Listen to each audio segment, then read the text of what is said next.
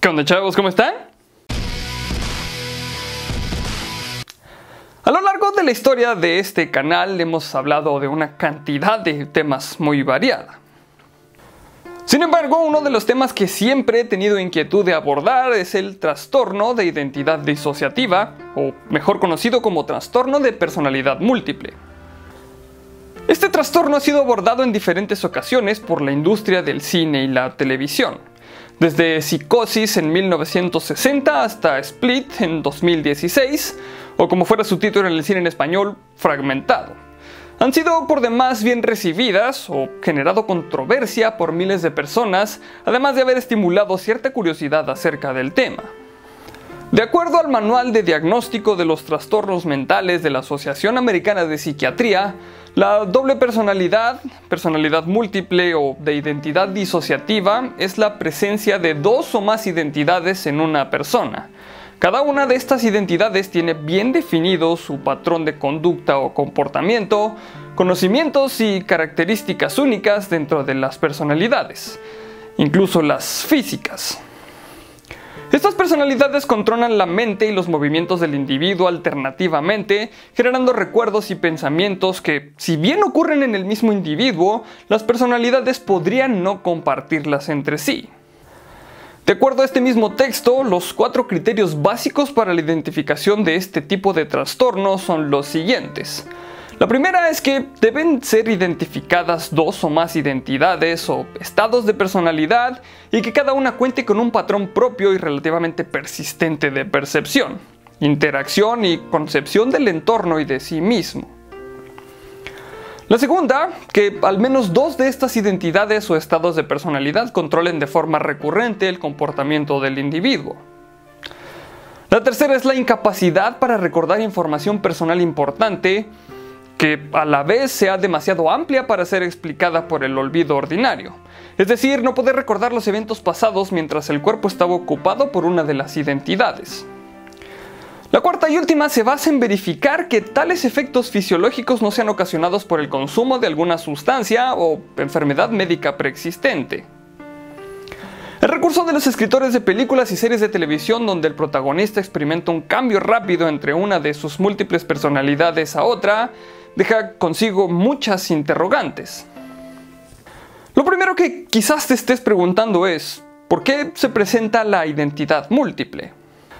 Aunque los profesionales varían su opinión acerca de qué la origina, en los casos registrados en Estados Unidos, Canadá y Europa, alrededor del 90% de las personas que viven este trastorno habrían sido víctimas de maltrato grave, físico, sexual o emocional, o habrían sido abandonados por su familia durante la infancia. Pero en la vida real, ¿qué es lo que se ha podido documentar de los casos de personalidad múltiple y cuáles han sido los alcances de estas transformaciones? Los pacientes que padecen este trastorno regularmente tienen a una de estas personalidades en posesión de su cuerpo y, como mencionamos anteriormente, mientras una de estas entidades esté en posesión del cuerpo, este regularmente no compartirá recuerdos con las otras personalidades, por lo que la identidad principal experimenta un periodo de amnesia. Difícil situación, ¿no? Pero esto no es todo. La identidad en posesión temporal del cuerpo podría experimentar una gran confusión al escuchar conversaciones internas entre sus identidades, tal como escuchar voces, como si su situación per se no fuera ya difícil. Y es por esta última razón, y porque además suelen tener alucinaciones visuales, táctiles, olfatorias y gustativas, es que frecuentemente son diagnosticados erróneamente y catalogados como psicóticos o esquizofrénicos. Probablemente uno de los síntomas más perturbadores ocurre al interactuar con una persona con este trastorno, al escucharle referirse a sí mismo en tercera persona o en plural. Definitivamente no se toma a la ligera. Retomando el tema del cine y la televisión, si bien la mayoría de los personajes tienen características compartidas por lo que la ciencia actualmente sabe sobre este trastorno. El cine ha incluido un punto que ha sido de muchísima discusión y polémica dentro del gremio médico, y este no es otro más que la alteración tanto neurobiológica como fisiológica. Casos documentados de pacientes con personalidad múltiple han mostrado diferencias en función de su personalidad. Pacientes que su identidad principal tiene asma y otras de sus personalidades residentes no. Alergias, diferente tono de voz, capacidades cognitivas o habilidades como tocar el piano o hablar un diferente lenguaje son ejemplos de características no compartidas entre las identidades que nos hacen dudar acerca de la posición de la ciencia respecto a este padecimiento. Incluso en el año 2015 se dio a conocer el caso de una mujer británica quien había perdido la vista por completo y había sido diagnosticada con ceguera cortical tras un accidente traumático del cual los médicos no dieron mayor detalle. Previamente diagnosticada con trastorno de identidad disociativa, la mujer de 33 años, quien a ese momento llevaba 10 años de su vida siendo ciega, experimentó un cambio de identidad y al cambiar de identidad esta empezó a ver en el transcurso de unos minutos. La polémica sigue, ya que algunos libros claman y supuestamente documentan cambios fisiológicos tangentes, como el cambio de color de ojos entre personalidades. Si bien existen cambios de comportamiento drásticos entre las identidades, como tener un diferente sexo al sexo fisiológico del residente, uno de los comportamientos más recurrentes es que una de las personalidades tenga una edad entre 8 y 15 años.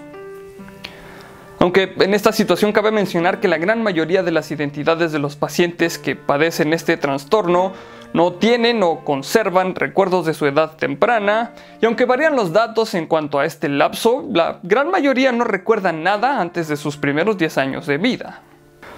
Otro hecho recurrente es que son pocos los casos que tienen más de 20 personalidades, aunque se han registrado pacientes con alrededor de 100 personalidades distintas. Ahora hablaremos de los casos más conocidos, o los cuales han presentado situaciones que nos hacen pensar un poco más acerca de qué tan complicado sería padecer este padecimiento, tanto para la sociedad como para la persona misma. Particularmente abordaremos dos casos que han sido llevados a la pantalla de televisión o han sido producidos por la industria cinematográfica. Quizá uno de los casos más abordados en la industria del cine y la televisión fue el caso de Louis Vivet, cuya historia ha sido catalogada como de las primeras en ser diagnosticado con trastorno de identidad múltiple. Hijo de una madre prostituta, lo ignoró por casi toda su infancia y a la edad de 8 años cometió su primer crimen que lo llevaría a pasar toda su adolescencia en una correccional, misma que abandonó al cumplir los 18 años. Habiendo nacido en 1863, fue internado en un hospital psiquiátrico donde más tarde lo diagnosticaron con este desorden, encontrando 10 personalidades con rasgos e historias independientes de su personalidad habitual. Su trágica vida e historia inspirarían más tarde a Robert Louis Stevenson, quien escribió su célebre novela El Dr. Jekyll y Mr. Hyde. El otro personaje que veremos lleva como nombre Billy Milligan. A finales de los 70, en el estado de Ohio, un caso de abducción había pasado a primera plana. La Universidad del Estado se volvió súbitamente famosa por el secuestro de 3 mujeres que se llevaron a cabo entre el 14 y 26 de octubre del año de 1977. Todas las pruebas condujeron a la policía local directamente a un joven de 22 años de nombre Billy Milligan. Los testimonios de las víctimas fueron realmente confusos, ya que describían de maneras diferentes al sospechoso. Mientras que una aseguraba que era un chico agradable, la otra confirmó que tenía un fuerte acento alemán.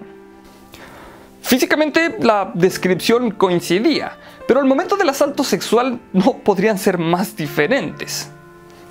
Al conducirse algunas pruebas psicológicas fue como se determinó que sufría de trastorno de identidad disociativa. Dado esto, fue posible determinar que las personalidades que cometieron el crimen se llamaban Ragen y Adalana. Ragen siendo una identidad de origen yugoslavo y Adalana una identidad femenina que tenía como preferencia sexual a otras mujeres.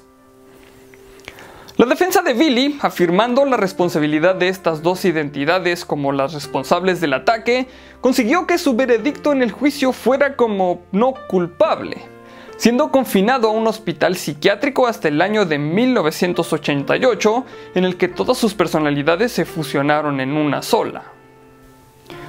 The Crowded Room es la historia inspirada por este acontecimiento y será protagonizada por Leonardo DiCaprio. Se espera que salga a la luz en el año 2019. Por último, quiero mencionar una película que ha recibido fuertes críticas por la Sociedad Internacional para el Estudio de Trauma y la Disociación, quien publicó una declaración en torno a la película Split o Fragmentado, la cual enfatiza que este tipo de películas refuerzan una falsa noción estereotipada de que las personas que viven con enfermedades mentales complejas son intrínsecamente peligrosas y violentas. Por mi parte, solo me resta decirles que los pacientes que padecen este trastorno están entre nosotros y podrían ser familiares o amigos que son pacientes que merecen respeto y consideración. Crear un ambiente seguro para este tipo de pacientes es esencial. Además, debes de ser consciente de que puedes presenciar un cambio de personalidad y debes estar preparado mentalmente para esta situación. Si estás en contacto con algún paciente que padezca este trastorno, lo más aconsejable es pedir consejo de un profesional que te ayude a manejar la situación. Buscar ayuda y consejo en internet puede ser útil, pero no es aconsejado, ya que las identidades de cada paciente son variadas y con características diferentes. Por mi parte, esto ha sido todo con este tema, pero si la semilla de la curiosidad invade tu mente, te invito a que investigues y te eduques más acerca de este tema. Muchas gracias por ver este capítulo. Recuerda que ya están disponibles en la tienda las playeras oficiales del canal. El link está en la descripción. Si el video te gustó y quieres ayudarme a seguir haciendo videos y a mejorar el contenido, o si simplemente me quieres invitar a una cerveza por el buen trabajo, en la descripción del video te voy a dejar el link a mi Patreon. O simplemente puedes compartir el video con tus amigos y si aún no estás suscrito al canal, este es el mejor momento para hacerlo. Los saludos de hoy son para Cristina Maldonado, para Gustavo Figueredo, para Uriel Eduardo Viveros Masip, para Alex Nava y por último un saludo para Rintaru Okabe. Ya sabes que si quieres que te salude solamente tienes que dejar un comentario. Por aquí abajo te voy a estar dejando mis redes sociales para que me sigas y podamos estar más en contacto. Recuerda que hay videos nuevos todos los martes, miércoles y viernes. Recuerda también dar clic a la campanita para que te lleguen todas las notificaciones de los videos. Solamente me queda recordarles que mi nombre es Arnoldo Montaño y como siempre, nos veremos en el futuro.